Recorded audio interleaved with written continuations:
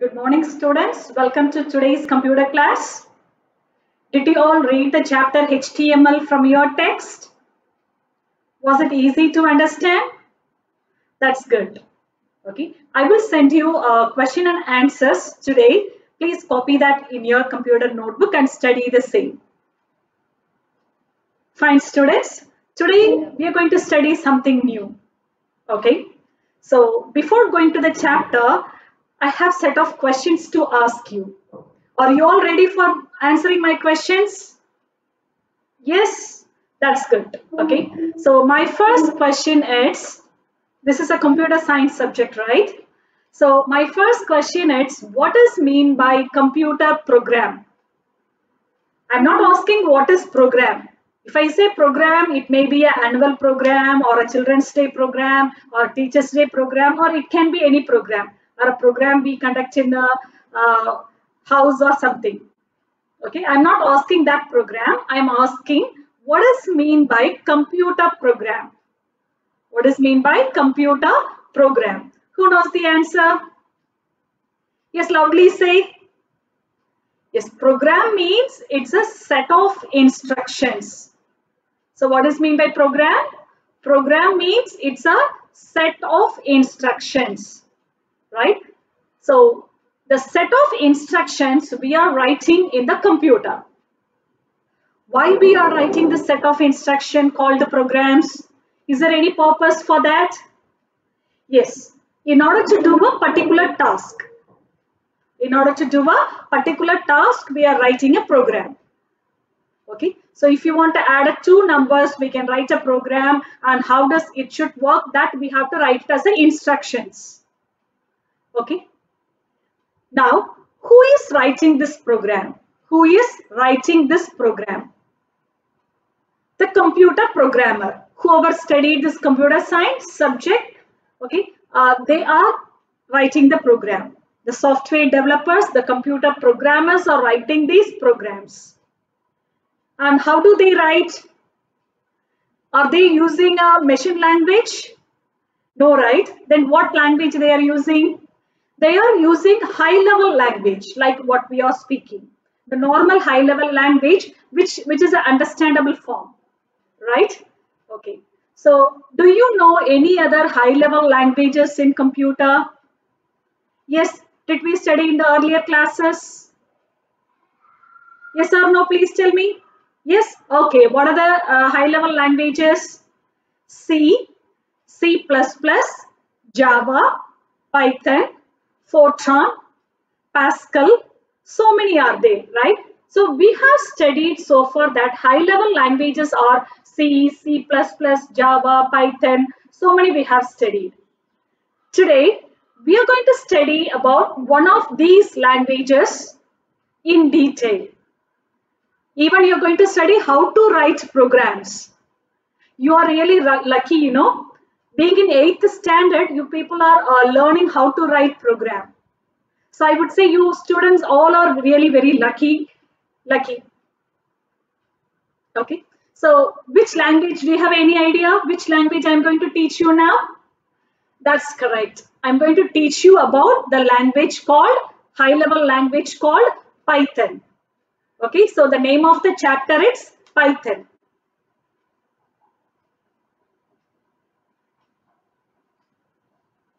This is the name of the chapter, 4th chapter. So we are starting 4th chapter today. Okay, so actually what is given in your text is a continuation of standard 7 and 6. Okay, as you know, this year we have brought a new textbook, right? So you are not familiar with the last year text with the same topic. You did not study that. So in this case, I'm going to start from the basics of Python. Okay, so from the ABCD, I'm going to start for Python. Then only you can understand what is given in your text. Okay, we will try to cover as much as possible. Okay, well, students, so what is Python? That is what we are going to see now. As I said, Python is one of the high-level programming languages. Okay, so Python is one of the high level languages, high level programming language. It's one of the high level programming language, okay, and it is an open source program. It is an open source program. So do you know what is meant by open source? Open source means the program source code, it's free to access. Okay, so you can get this software, you can change the source code, and again you can distribute to others with your own structure, what do you like to bring it up. Okay, so this is called open source.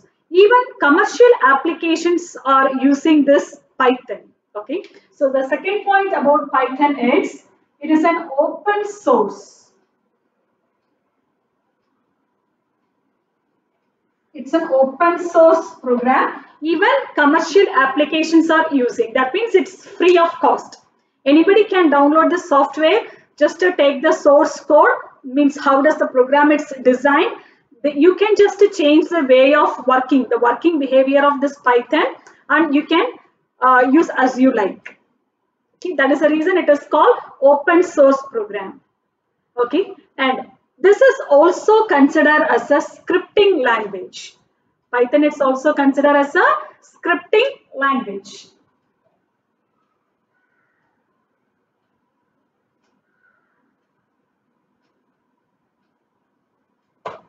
Got it, students? So this is all about Python.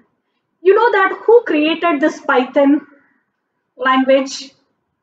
Yes, it is called Guido van Rossum. Okay, so let me write it here, which is created by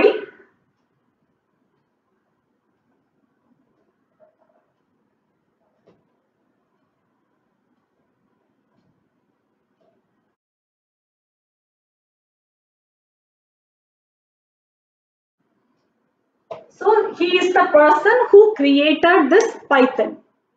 Okay, the applications which you in your day-to-day life, like a YouTube, okay, Google search, everything it's powered by this Python only.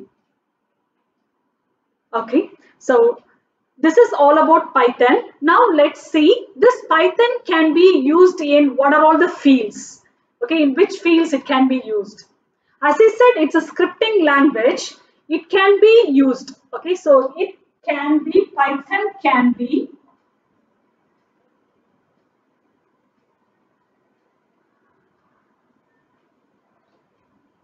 used in web application, creating web applications.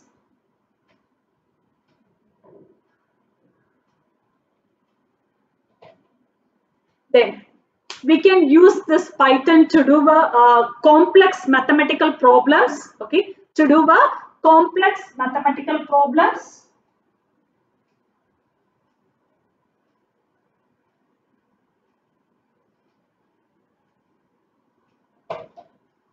Then it is used to design games. Okay, it is used in software developments. All right, by software developers, they are also using this Python to develop softwares. Then 3D applications, then graphical interfaces, and so on. And to connect databases together, in all these fields, this Python can be used. And many are there. I have listed out very few only. Okay, so what are the fields the Python can be used? Web applications, to do a complex mathematical problem. Okay, for software development, creating games applications,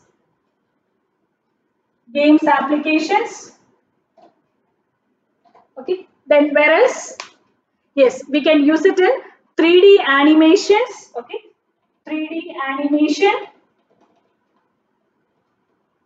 then graphical interfaces, okay, then we can also use it to connect the databases together. So these are all the fields this Python can be used. Clear, students? Okay, so we have studied what is this Python. It's a programming language. Okay, it is one of the high-level programming languages to do a particular task in the computer. Okay, and which is an open source program, and we can also consider this as a scripting language. Then we studied about in what are all the fields this Python can be used for creating a web application, software development, solving complex mathematical problems, okay, then 3D animations, creating games, so many places we can use it. Got it? Okay, now let's see, as I said, it's a programming language. How to write program in Python, and before writing a program, what we should know. Okay, it is, for example, the language English, right? So how do you learn language? Any language, let it be a Malayalam or a Hindi or English. At first, you learn the alphabets. Am I right? So after learning the alphabets, then you try to frame words, then sentences. Then only you can go for an essay, right? Similarly, we cannot directly write program. We should know what are the ABCDs of this Python. Then only you can write a program. All right. So here I'm going to explain you the basic concepts of Python programming language. Then after learning that, we can go to write the programs. Okay. Let's see the modes of Python. Okay. The Python has two modes. One is interactive mode, another one is scripting mode. Okay. So Python has two modes. Okay. Modes of Python. Mode 1 and this is mode 2. So which has two modes. Okay. One is, as I said, interactive mode. One is interactive mode.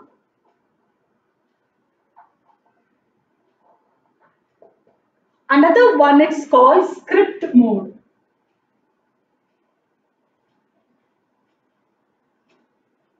Okay. Interactive mode and script mode. In an interactive mode, it's like a single line comments. Using this interactive mode, you can give a single line comments. Okay. So what is the speciality of interactive mode? We can just give a single line comment.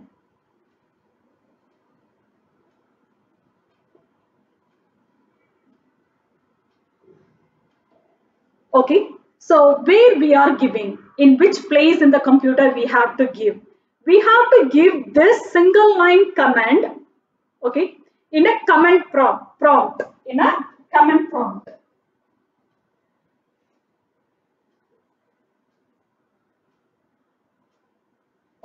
Command prompt, it is called CMD.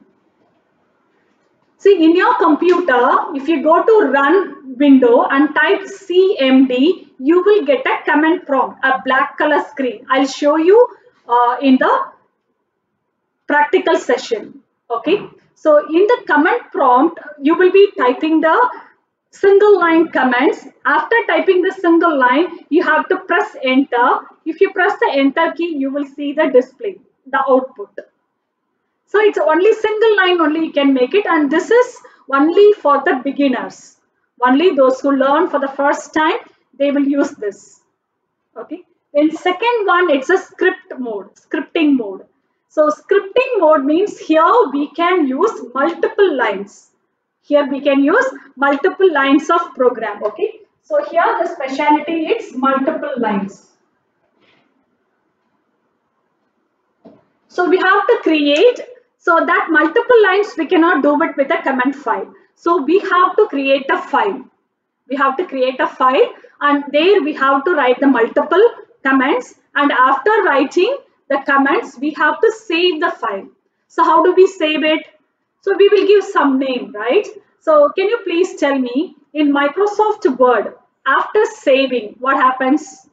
The file takes the extension, the secondary name, .docx, right? So every file has its own extension. Similarly, this Python has its extension as .py, which means Python, .py. So you can give any program name, okay? So first is a program name, okay? .py, .py. Okay, so this is a program name. So first name .py, that is a file extension for Python. So script mode means which consists of multiple lines that we write it in a particular file. After writing, we save it. Okay, and here it's a single line command. We write it in a command prompt. After writing, press enter key, you will get a output. Okay, by pressing enter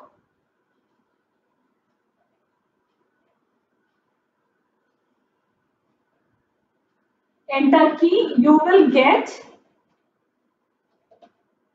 output. The result you will get it. But here it's a multiple lines, right? So, and it's a high level language.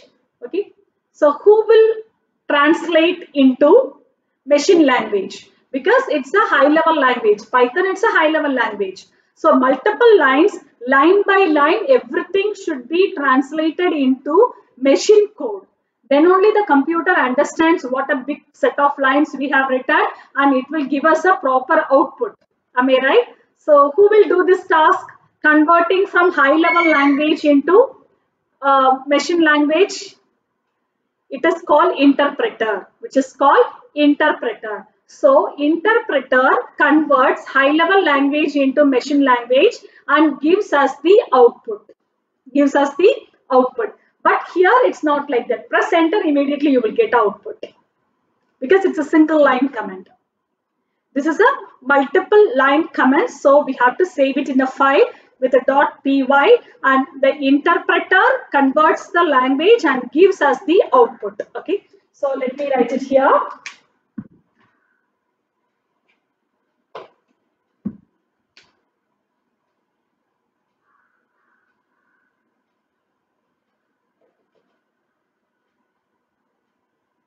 Converts into machine code and gives output.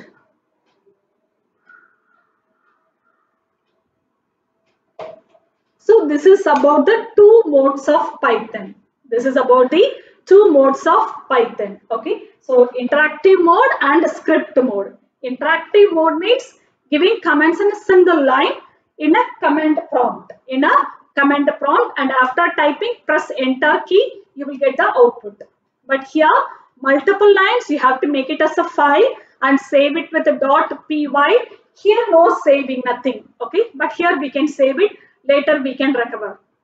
Okay, so .py, then interpreter converts the high level language into machine language and gives us the output. Everything will happen in a fraction of seconds.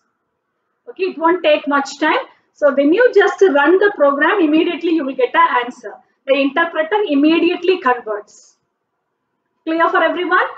Okay, so now let's see how to write programs. Not how to write programs, what are the things we have to use while writing a program that we should know. Okay. Students, please make a note of all these things in your computer notebook itself. Okay. So I may ask questions from these also in the exam, which is not in your textbook. Got it? Next is a Python character set. Okay, next is a character set we are going to study. Okay, so Python has its own library. So in that library, what are the things we can use it in a program? Everything is stored. So if you are not using that particular one, if you are using something different, then it will give us an error message, throw an error message. Okay. So let us see what are all in this Python library and what we should use it and how to use it. Okay. So the very first one is character set. This character set consists of alphabets. First is alphabets. So you know alphabets means A to Z, small letter and capital letter. Okay. So capital A to Z and comma small a to Z. So everything comes in the character set. Then numerals. So what are the numerals? Yes, it is 0 to 9. All the numerals takes place in character set. Then special characters. Then special characters and white spaces.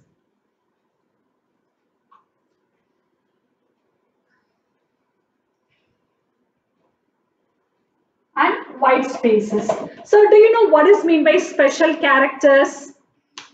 Yes, star, hash, everything comes under star, hash, dollar, okay, plus, minus, multiplication, division, slash, so apostrophe, semicolon, all these things comes under special characters. So this is called character set of Python. Character set of Python. This is the first thing you should know about each and every language. This is going to be the same for all the languages you're going to study. Not only Python, if you're studying for a C language or a C++, Java, whatever language you take it, this is going to be same. Whatever we are going to study now, everything is going to be the same. A little bit changes may be there, depends upon the language, but the basics are same. Only the how to write program which differs.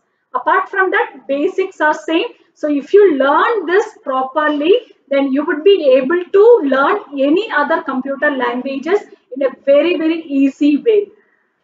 Got it? Okay. So now did you understand what does mean by character set and what does it consist of? This character set consists of alphabets, numerals, special characters and white spaces. Okay. Next one is tokens. Okay. So tokens are smallest unit in Python programming. Tokens are smallest units. Okay.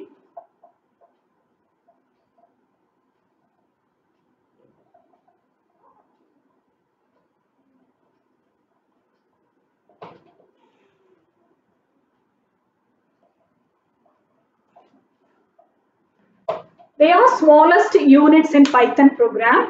That means whatever we write, okay, sometimes we may use a variable name, we may try to do add two numbers or subtract two numbers.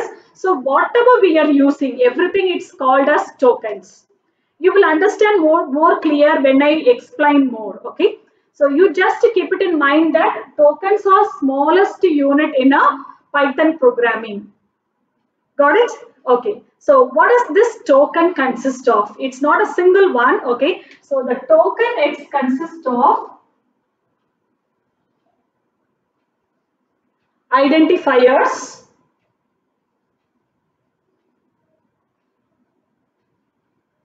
or variables. Identifiers or variables. Then second one called reserved words or keywords.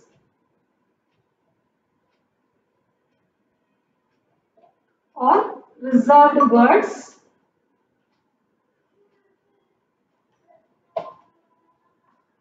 Third one, literals.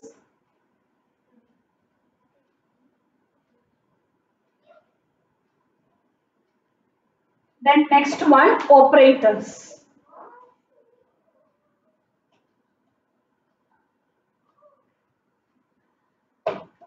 Okay. So token is the smallest unit in programming language, and this token consists of identifiers or variables, keywords or reserved words, literals and operators. If you know all these things in detail, then you would be able to write the program, Python program. So these are the basic things you should know how to use it. How to use an identifier, how to use a reserved word, how to use a literals, how to use operators. So these are the basic things you should know before writing Python programs. Got it? So we are going to discuss all these things in detail now. Okay, then we will write a Python program. Got it, students? Okay. So first one, identifiers, or it is called as variables. Identifiers, or it is called as variables. So let's see what is mean by variables. Okay. Let us see the first one, variables. Okay. So what is mean by variables? Variable, it's nothing but it's just a name. You can give a name as you like. Okay. So why to give a name?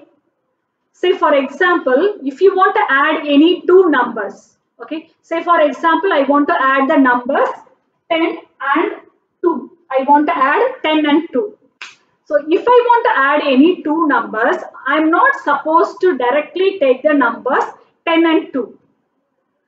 I have to take it in the form of variables. So how to take it as a variables in the sense, instead of 10, first I should say I have to give any one name for this 10. Okay, so it may be number 1, number 2, or A, B, C, anything you can use. Any characters you can use. Okay, so I'm going to give it for num1. Num1 is equal to 10. Okay, then for 2 also, I'm not supposed to give directly number 2. I have to give a name for the number. So the name, you can give any name as you like. Okay, so the name is num2. Num2 is equal to 2. Okay, so variable is a name. Okay, so when I say num1 is equal to, when I use num1 is equal to 10 in the Python program, okay, so Python has a memory location. The name will be stored in Python's memory. It will be stored in memory location. Got it? So variable is a name. It is a name. The value of the variable will be stored in memory location. Okay, will be stored in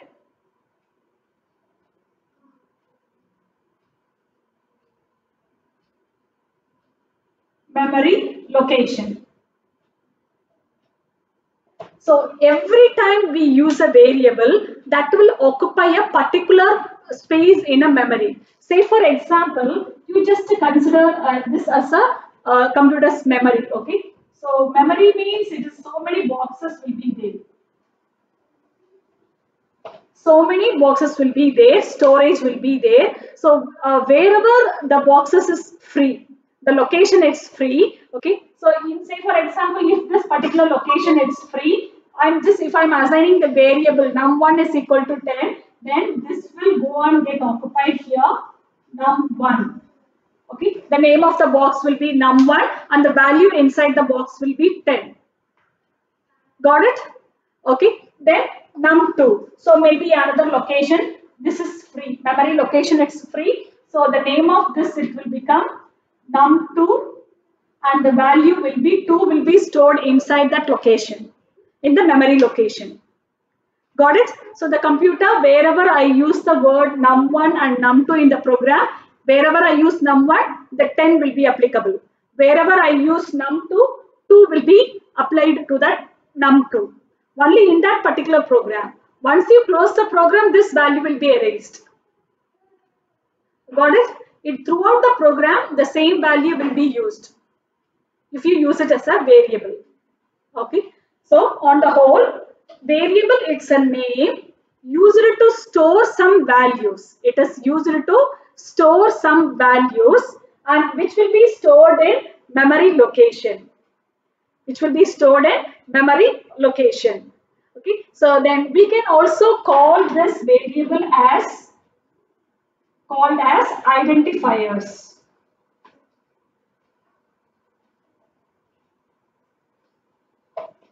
It is also called as identifiers. Okay. Okay. So did you understand what is meant by variables? Okay, which is also called as identifiers. It's a name. It's actually a name to store a value, to store any values. Okay, and whatever the variable we are taking, the value will be stored in the memory location, computer's memory location. Got it? Okay, now let's see how to name the variables. So I have given number 1, number 2, right? So there are some certain rules we should follow by naming this variable. By naming this variable. So that is what we are going to study now. Now let's study the rules for naming a variable. Okay, so how to give a name for each and every variable. As I said, the values we are using in a program, that should not be given directly. So we should give with the help of variables. We should give with the help of variables. Now, how to name the variables? What are the rules we should follow? That is what we are going to see. The first thing is we can use as many letters as we need. Maximum 255 characters you can use it. Maximum 255 characters, okay, and you can use letters, numbers, or both. You can use letters, numbers, both, okay. Can be, the variables can be letters and numbers. Can be a letters, both letters and numbers. But the specific rule is the first letter should be any alphabets or underscore. We are not supposed to start with numbers. Okay, the variable names should not start with numbers. So that is the second rule. Okay, variable name should not start with numbers. Okay, so how can it start with? It can start with either a letter or an underscore. Okay, so third one, it can start with a letter, any letter, A to Z, capital A to Z, lowercase a to Z, anything it can be, or a underscore. This is called underscore.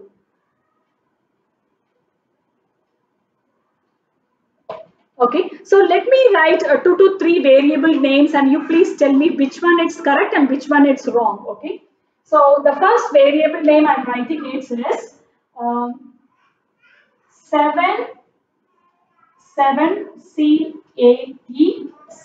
cat is a variable name I have written. The second one is underscore, okay, no number. The third one I'm writing num1. So can you please tell me all these variable names are correct or not? Is this correct or not? 7 cat. Yes, that's good. This is wrong. Why is it so? The first letter starts with a number. It should not start with a number. So that is wrong. The second one, underscore no, it's a variable name. Is that correct? Yes, that is correct because a variable name can start with a underscore. So it is correct. Okay, so this is the correct variable name. And what about this num1? And the first letter it's N, that's okay. So now one is added with this. Can I add a number? Of course you can add it. You're not supposed to add it as a first letter of a variable, but inside anywhere you can use numbers in a variable. So this is also correct one. Got it? So these are the rules you should follow while you name a variable. Got it, students? Okay. So always keep it in mind. You can use uppercase letters and lowercase letters, and both has a separate meaning because this is case sensitive. This is case sensitive, and you're not supposed to use some reserved words. You know what is meant by reserved? That is what we are going to study now. Okay. So reserved means while booking a ticket or while going for a function also, you can see the reserved seats. They are for some particular persons, right? VIPs. Similarly, some words in Python are reserved. We are not supposed to use those words as a variables. Got it? Okay. Now let's see what are all the reserved words in Python.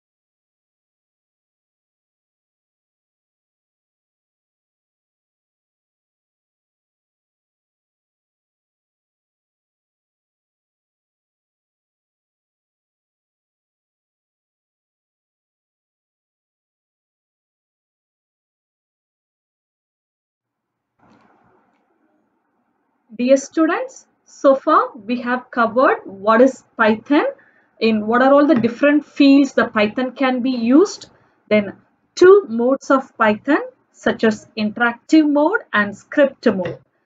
Then getting inside the Python programming, we studied about character sets in Python, then tokens. Tokens are of four types. We covered today about identifiers and variables. That is, what is a variable, what is variable, how to assign a value to a variable, and what are the rules we should follow to name a variable.